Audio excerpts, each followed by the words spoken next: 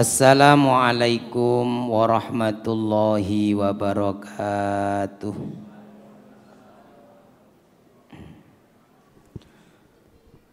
Bismillahirrahmanirrahim. Alhamdulillahi rabbil alamin. Wassalatu wassalamu ala sayyidina wa maulana Muhammadin wa ala alihi wa sahbihi ajma'in, amma ba'du. Para hadirin, para jamaah rahimakumullah. Monggo saderenge kita lanjutakan ngaji kita makalah yang ke-20. Kita awali dengan baca Al-Quran suratul Fatihah untuk kedua orang tua kita dan guru-guru kita. Mudah-mudahan dengan wasilah kita Fatihah untuk mereka dimudahkan semua urusan-urusan kita, diijabah doa-doa kita oleh Allah Subhanahu wa taala. Amin ya rabbal alamin. Ila hadratin nabiyil mustafa Muhammadin sallallahu alaihi wasallam wa alihi wa ashabihi ajmain, wa ila walidaina wa asatidana al muslimina wal mu'minina minhum, wa li husuli maqasidina allati tarda'ana biha. Al-Fatihah. A'udzu billahi minasyaitonir rajim. Bismillahirrahmanirrahim. Alhamdulillahi rabbil alamin. Arrahmanir rahim. Maliki yaumiddin. Iyyaka na'budu wa iyyaka nasta'in. Ihdinas siratal mustaqim. Siratal ladzina an'amta 'alaihim ghairil maghdubi 'alaihim waladdallin. Amin. Bismillahirrahmanirrahim. Al-maqalatu isyruna. Al-maqalatu al-isyruna mestinya. Maqalah yang ke-20. Kalau al-maqalah al-isyrun ada alnya. Wa an Hatim al-Asam rahimahullahu ta'ala, dari Hatim al-Asam, seorang ulama besar, seorang wali besar. Itu beliau hidup pada masa awal dinasti Bani Abbasiyah, akhir Bani Umayyah, awal Bani Abbasiyah. Annahu qala, beliau berkata, al-ajalatu minasyaiton. Tergesa-gesa itu adalah dari setan. Tergesa-gesa itu dari setan. Makanya biasanya orang tergesa-gesa sehingga sembrono, tidak teliti, atau kemudian berakhir penyesalan. Jadi kesusu itu, kata beliau ini, itu minas syaiton. Illa fi khamsi mawadi'a, kecuali pada 5 perkara, pada 5 tempat ini. Kalau 5 hal ini, ya ini tergesa-gesa, cepet-cepetan itu baik, bahkan itu dari sunnah Rasulullah. Fa innaha, maka sesungguhnya tergesa-gesa pada 5 hal ini itu min sunani Rasulillah sallallahu alaihi wasallam, bagian dari sunnahnya Rasulullah sallallahu alaihi wasallam. Apa itu? Yang pertama adalah it'amud dhaifi, memberi makan tamu. Segera memberi makan tamu, idza nazala, apabila beliau, diartikan itu bermalam, menginap. Misalnya idza nazala, jika sudah datang mestinya. Jadi itu yang pertama, segera kalau tamunya, apalagi tamunya dari jauh, misalnya segera diberikan minuman, makanan. Dan ini adalah tradisi yang diajarkan oleh leluhur kita sebenarnya. Jadi kalau dulu di desa itu masih ingat, hampir setiap kalau ada tamu jauh itu mesti kan pun ke susu, jadi dimasak dulu, apalagi kalau dadaan gitu. Jadi itu seakan-akan jadi aib kalau ada tamu terus lama di situ disuguhi anggur, bahasanya suguhi anggur. Jadi ini tradisi yang diajarkan oleh orang-orang tua kita dulu. Oh, dan ini kalau di Madura, wah ini kalau ada tamu kemudian tidak diberi makan atau minum itu aib. Makanya kalau bertamu ke Madura itu dijamin kalau 3 orang ya itu makannya 3 kali. Nah itu juga sama sebenarnya, tidak di Madura, di Jawa, di desa, di kampung, desa-desa dulu itu bahkan kalau misalnya ini saudara dari jauh datang, nggak ada ya diada-adakan sampai seperti itu.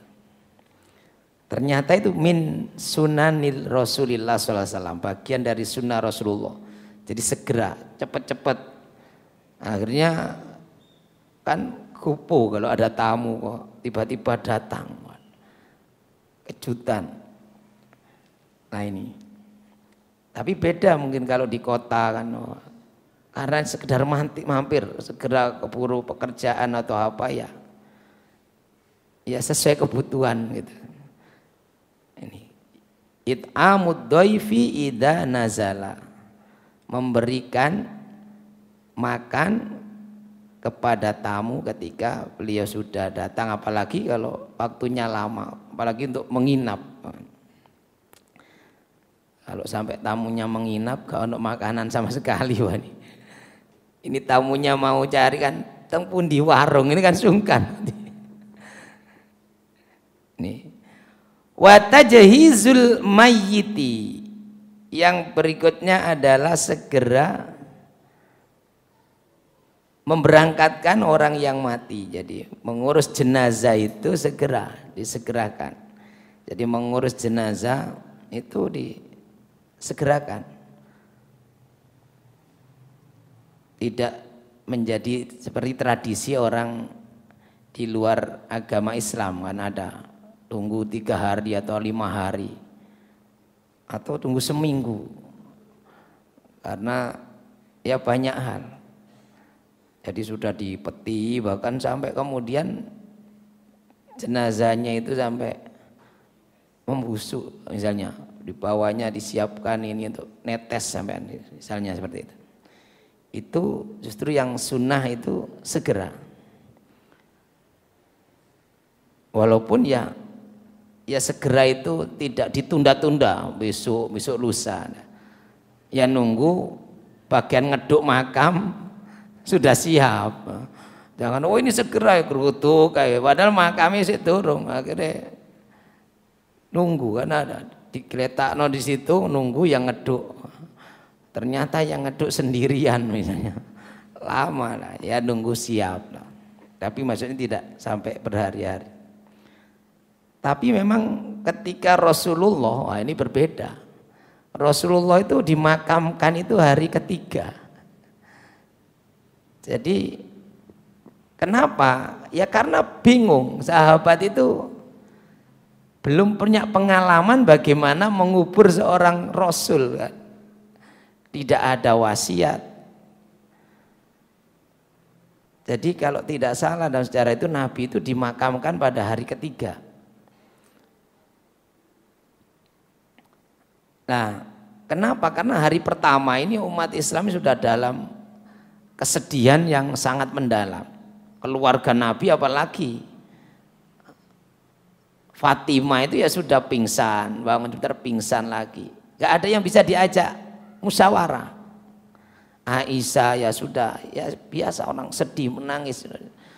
Perempuan ya sudah, bahkan kalau Fatimah itu putri Rasulullah itu pingsan sejak sampai 3 bulan kemudian sampai beliau meninggal itu sering pingsan. Utamanya ketika mendengar nama Rasulullah disebut. Jadi ketika ada adzan mulai dibaca itu, ketika asyhadu alla ilaha illallah itu sudah ngejer. Begitu asyhadu anna Muhammadar Rasulullah pasti geblak karena ditinggal orang yang begitu dicintai. Jadi ini hari pertama itu keluarga Nabi nggak ada yang bisa diajak rembukan bahasanya. Ali waktu itu menantunya itu Sayyidina Ali. Ditanya ya gak bisa jawab, nunggu.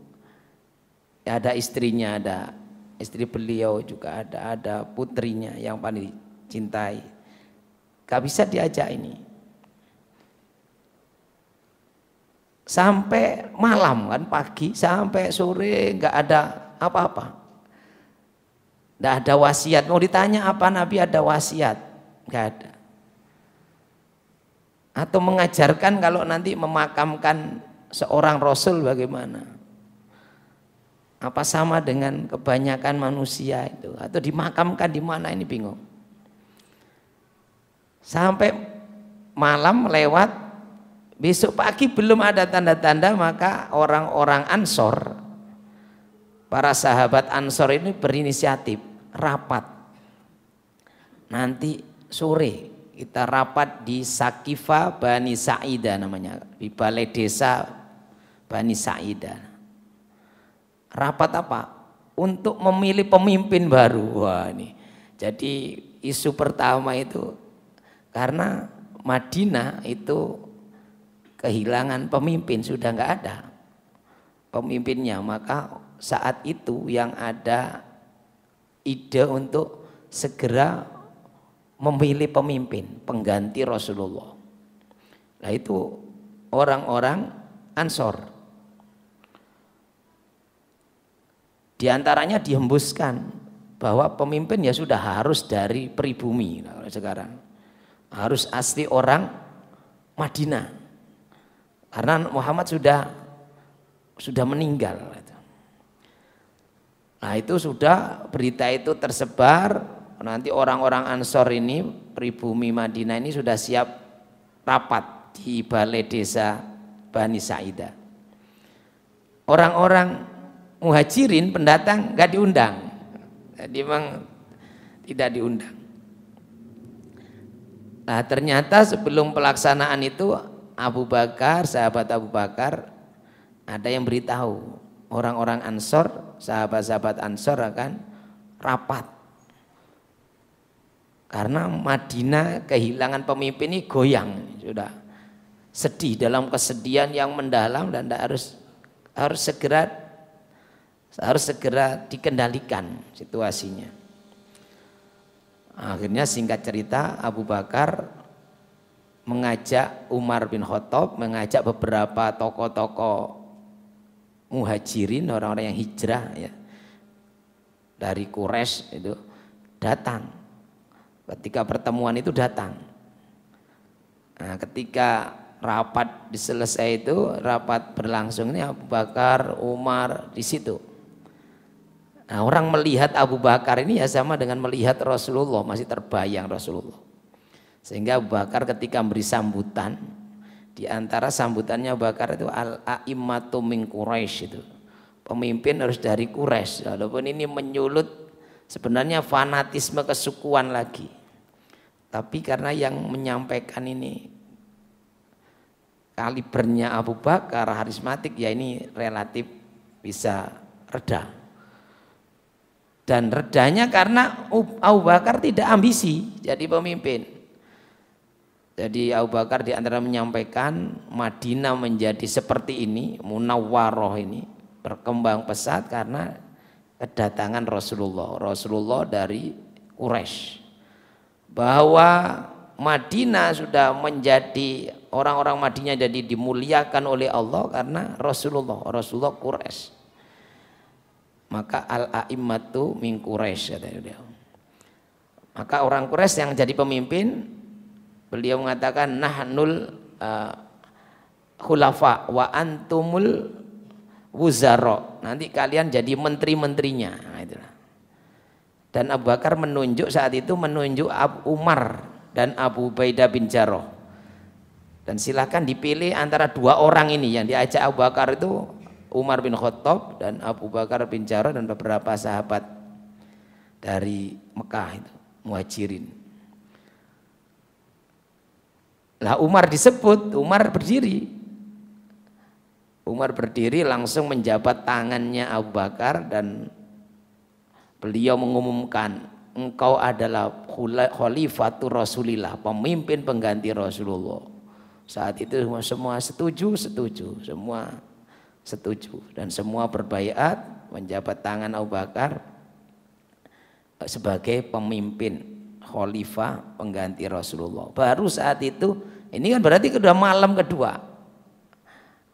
Besoknya baru mulai. Karena sudah ada pemimpin kan. Kalau keluarga belum bisa diajak musyawarah ya Abu Bakar. Abu Bakar sudah ditunjuk pada pemimpin. Besok pagi sholat subuh itu Abu Bakar yang memimpin sholat, Umar yang jadi MC-nya. Jadi Umar ini yang mengumumkan bahwa pemimpin setelah Rasulullah adalah Abu Bakar. Kenapa? Beliau yang ditunjuk waktu Rasulullah sakit, itu yang jadi imam sholat Abu Bakar. Ditunjuk Rasulullah. Maka ini sebagai isyarat.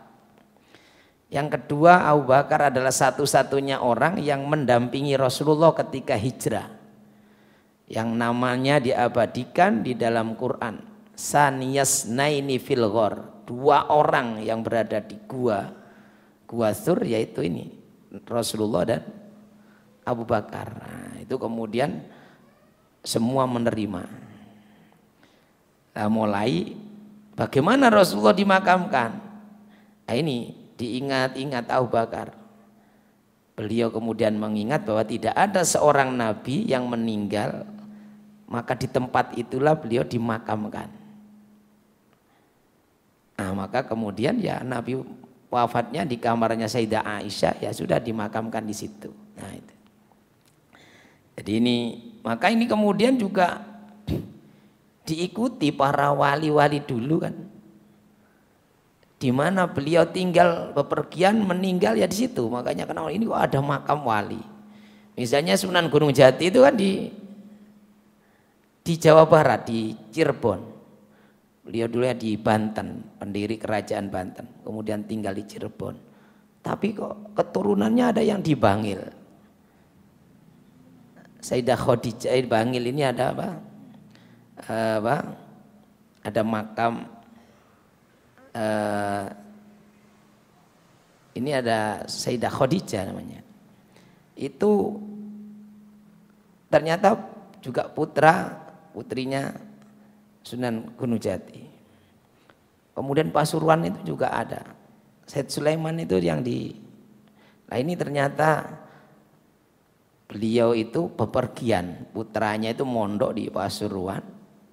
Pulang di tengah perjalanan sakit, tinggal di situ, meninggal, ya dimakamkan di situ. Dan setiap tempat yang ada makam walinya pasti ada keberkahan. Nah itu jadi dalam rangka menyebarkan barokahnya Allah. Maka Nabi dimakamkan di tempat beliau wafat, yaitu di kamarnya Sayyidah Aisyah. Nah, itu yang pertama. Kalau ada jenazah segera, tidak ditunda-tunda sampai berhari-hari. Atau ada seperti tradisi di agama lain. Bahkan kalau yang pernah saya dengar di Bali itu kadang kalau belum punya biaya untuk pembakaran jenazah itu disimpan ya bertahun-tahun nggak ada. Makanya di sana ada Trunyan, ada ya, desa Trunyan itu katanya itu untuk jemur apa? Iya, jenazah. Jadi kalau panas itu dijemur supaya tidak membusuk atau apa, dikasih ramuan tertentu. Menunggu punya biaya untuk ya ngaben. Nah, konon katanya begitu. Nah, kalau dalam Islam segera karena kalau dia baik maka biar dia segera mendapatkan balasan dari kebaikannya. Kalau dia tidak baik maka agar yang ditinggal ini kampungnya, rumahnya tidak terkena adab Allah misalnya, karena ya, akibat jelek dari jenazah ini. Nah itu jadi sunnah. Kemudian yang ketiga yaitu watazwijul binti idza balagot, menikahkan anak perempuan idza balagot ketika telah balik, setelah waktunya menikah. Jadi kalau sudah usia menikah, apalagi sudah punya pacar, kalau sekarang itu segera mawon dinikahkan. Nah, itu sunnahnya. Tapi ya itu tadi, karena tergantung tradisi terkadang. Padahal sudah runtang-runtung, kok segera nikahkan sih. Dereng siap loh, terus saya siap. Maksudnya resepsinya belum siap. Padahal mestinya kalau sudah waktunya, apalagi tadi dikhawatirkan akan terjerumus kepada zina, itu lebih baik segerakan. Nah, itu sunnah. Wa tazwijul binti idza balagot, menikahkan anak perempuan idza balagot ketika telah waktunya menikah. Kemudian yang keempat, yang segera tapi baik, itu waqada uddaini. Ya, ini bukan dini tapi dain. Segera membayar hutang. Idza wajaba, ketika sudah jatuh tempo, sudah wajib, yaitu ketika sudah jatuh tempo. Ini wajib. Ya sudah apa? Segerakan. Kalau perlu sebelumnya. Nah, ini kan yang problem itu ini. Orang yang dia yang punya uang menghutangi orang, ditagih bulet. Nah, ini kan seakan-akan yang punya uang itu seperti yang hutang, itu dia yang datang. Nah, ini kan zalim. Maka dalam hadis itu ada madlul ghaniyyi dzulmun. Orang yang nunda-nunda bayar hutang, sudah punya padahal, itu zalim. Jadi kalau kita punya hutang, biasanya kepada saudara atau teman, wah paling dia uangnya banyak, belum perlu gitu. Ya dia perlu atau tidak, kewajiban kita itu adalah kalau sudah sesuai perjanjiannya, jatuh temponya segera. Nah, ini. Jadi waqada uddaini idza wajaba. Jadi ini termasuk yang disunahkan. Segera kalau ada tamu memberi makan. Nah, itu ada hadis Nabi terkait memberi makan tadi itu. Misalnya Rasulullah bersabda, man at'ama akhahul muslima. Man at'ama, barang siapa yang memberi makan kepada akhahul muslima, saudaranya sesama muslim,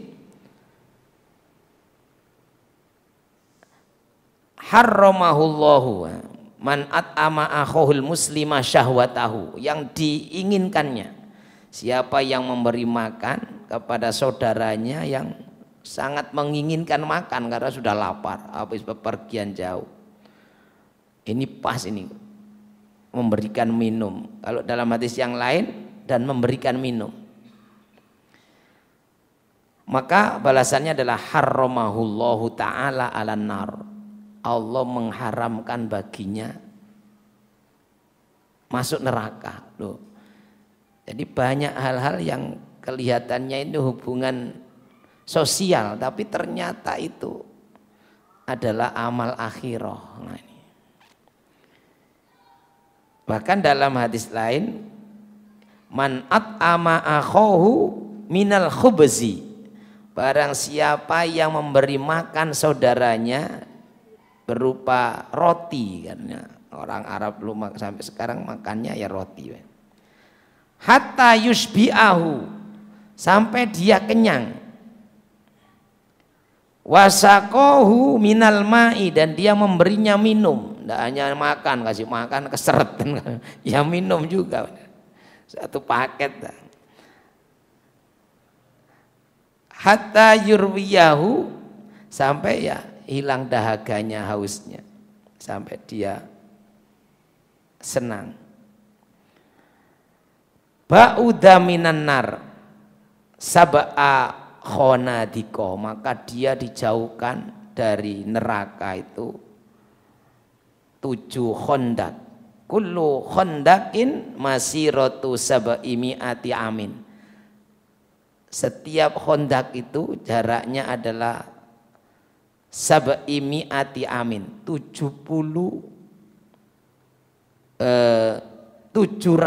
tahun perjalanan, artinya ya sudah sangat jauh dari neraka.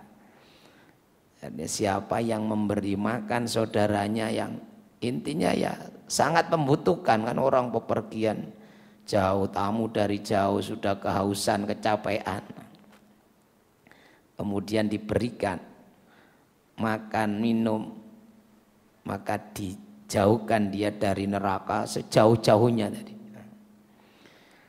Nah ini jadi banyak amalan-amalan yang ini amalan sosial kelihatan, tapi ternyata ini ya amalan akhirat, dan itu sudah menjadi karakter bangsa kita mestinya. Makanya kemudian dulu Islam mudah diterima karena ya ajaran-ajarannya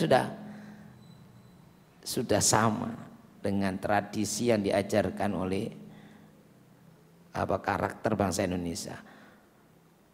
Kemudian kita lanjutkan yang terakhir, wat taubatu minadzunubi idza faroto. Wat taubatu, segera bertaubat, minadzunubi, dari dosa-dosa, idza faroto, ketika dia terlanjur terjerumus ke dalam dosa ya segera bertaubat. Jangan kemudian dibalik, kadung kecemplung mesisan. Nah ini ya. Kalau ingat begitu, wah ini adalah sebuah dosa, segera bertaubat, segera beristighfar, segera mohon ampunan dari Allah, segera menjauh dari perbuatan dosa itu dan berkomitmen untuk tidak mengulangi lagi. Nah ini, jadi itu 5 hal yang segera cepat-cepat ke susu itu baik. Padahal biasanya ke susu itu enggak baik, kupu-kupu. Tapi ada yang baik, ya ini tadi. Pertama, kalau ada tamu dari jauh segera kasih makan minum. Kalau ada jenazah segera diurus, diberangkatkan, dimakamkan. Kalau punya anak wanita sudah waktunya menikah, segera dinikahkan. Kalau punya hutang, waktunya sudah jatuh tempo, segera dibayarkan. Dan yang kelima, segera bertaubat. Makanya ada ayat wasari'u ila maghfiratim mir rabbikum. Segeralah kamu menuju ampunan Tuhanmu. Di antaranya ya kalau terlanjur berbuat dosa, segera memohon ampunan kepada Allah. Demikian, mudah-mudahan ada guna dan manfaat.